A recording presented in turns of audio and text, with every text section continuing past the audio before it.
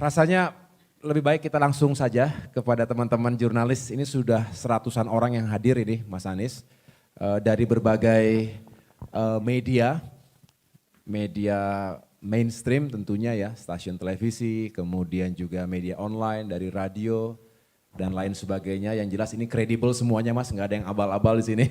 Bisa dipertanggungjawabkan. Tentunya kita ingin juga menghadirkan gagasan-gagasan, harapan-harapan atau aspirasi, bahkan pertanyaan yang ingin diutarakan pada forum ini. Kami persilahkan, nanti mohon teman-teman bisa menyampaikan nama dan dari mana medianya. Assalamualaikum warahmatullahi wabarakatuh.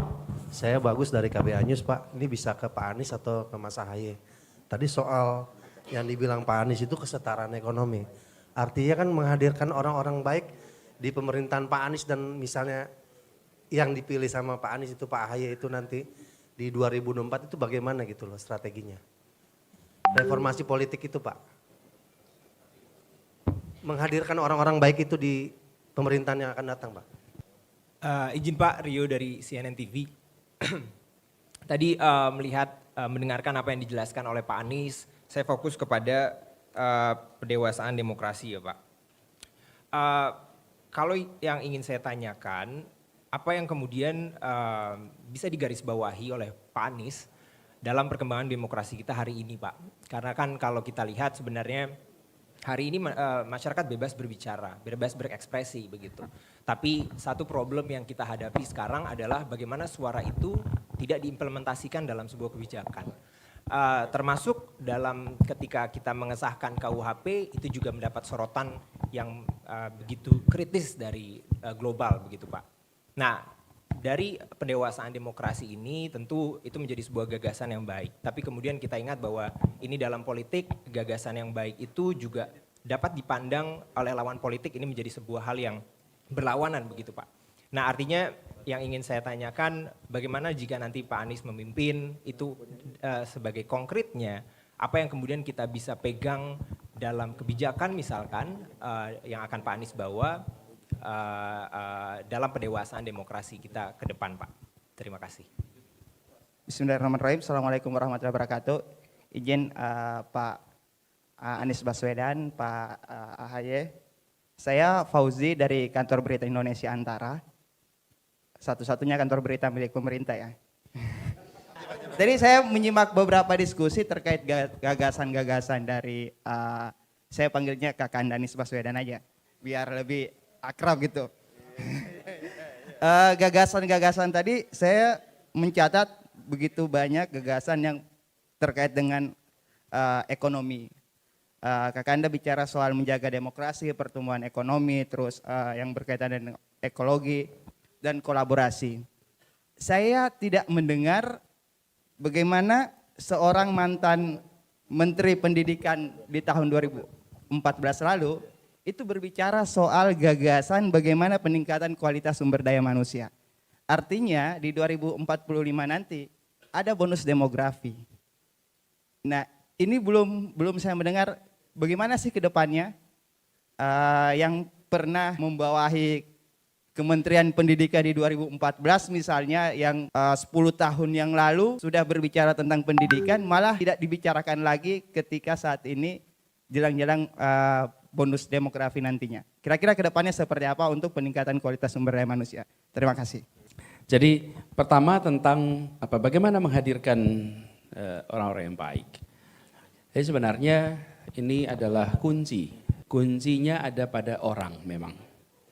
Memperbaiki sesuatu, kita membutuhkan orang-orang yang terpercaya. Terpercaya itu menurut hemat kami ada 3 unsur. 1, dia kompeten dan teruji dari rekam jejaknya. Yang kedua, dia berintegritas. Dia orang-orang yang tidak bermasalah. Yang ketiga, dia orang yang memiliki kedekatan dengan masyarakat, dengan problematika masyarakat.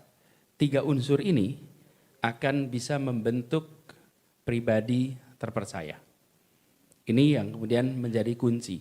Nah, Kami melihat di dalam perjalanan kerja kita selama ini ketemu dengan begitu banyak orang-orang yang bisa menjadi pribadi terpercaya.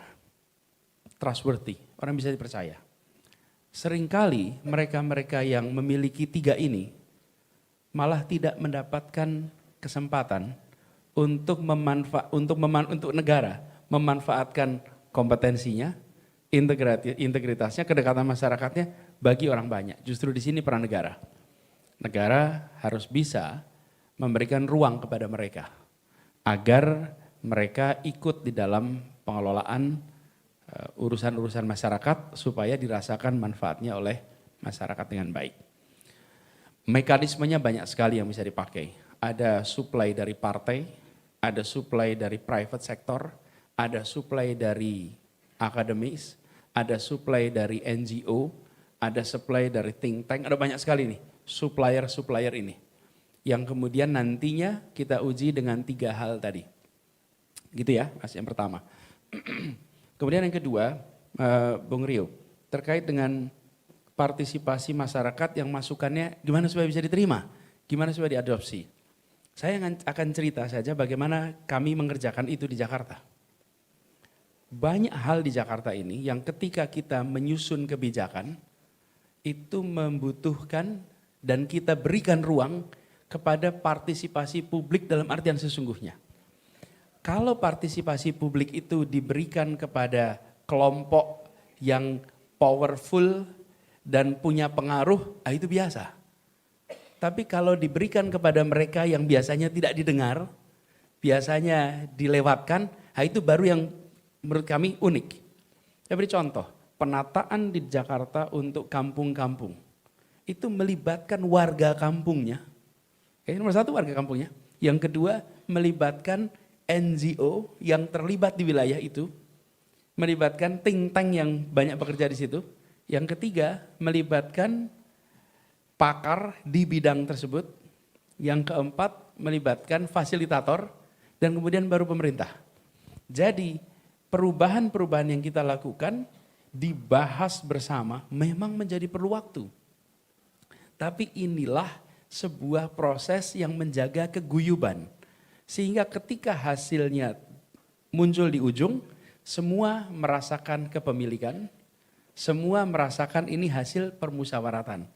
Walaupun tidak selalu semuanya sepakat dengan keputusannya. Karena menghasilkan sebuah musyawarah yang semua setuju itu tidak mudah. Ada selalu yang tidak setuju. Tetapi di dalam prosesnya semua mendapatkan kesempatan. Itu yang kita kerjakan. Di dalam penataan-penataan yang kita kerjakan di Jakarta melibatkan. Bahkan ketika kita mau melakukan reformasi atas transportasi umum di Jakarta, kita undang semua pelaku-pelaku transportasi umum. Dan pertemuan pertamanya galaknya luar biasa. Saya ketemu dengan pelaku-pelaku operator itu, mereka menyampaikan kami begini yang kami rasakan. Pertemuannya perlu waktu beberapa bulan, berkali-kali. Kalau tidak salah lebih dari 70 kali, tentu bukan saya yang 70 kali. Saya membuka di awal, di tengah, proses negosiasi terus sampai ketemu di ujung. Tapi itu dijalani. Dan ketika itu selesai, hasilnya solid. Semua ikut. Tidak semua setuju, tapi semua ikut. Itu contoh ya. Nah inilah, makanya saya sering sampaikan, kalau mau menduga besok, akan bagaimana, lihatlah kemarin seperti apa. Karena itulah prediktornya. Dan yang terakhir Bung Fauzi, jadi sektor-sektornya banyak Bung Fauzi. Jadi ketika bicara tentang misalnya tadi, kesetaraan, kesempatan, keadilan, maka itu ada sektornya.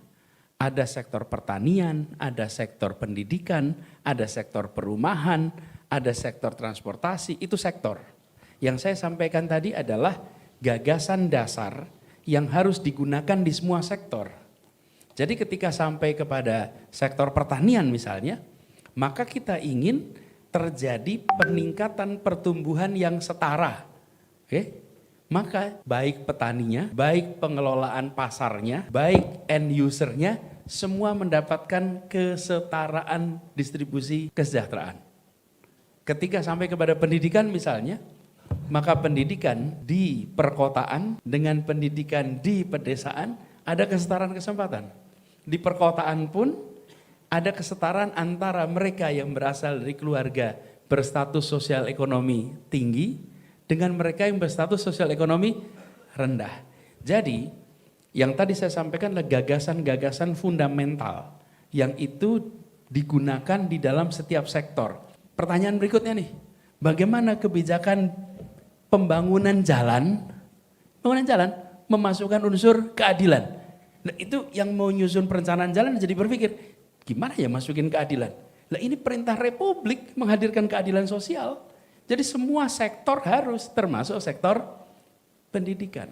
Dan begitu ada kesetaraan dan ada prinsip meritokrasi, maka pengembangan kualitas manusia itu meningkat. Dan kalau boleh saya usul, Bang Fauzi, kita jangan gunakan istilah SDM. Kalau boleh usul, tapi kita gunakan istilah kualitas manusia.